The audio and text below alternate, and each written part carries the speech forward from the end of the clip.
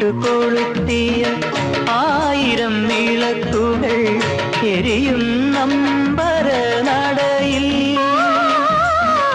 തിരിയിട്ടു കൊളുത്തിയ ആയിരം വിളക്കുകൾ എരിയും നമ്പര നടയിൽ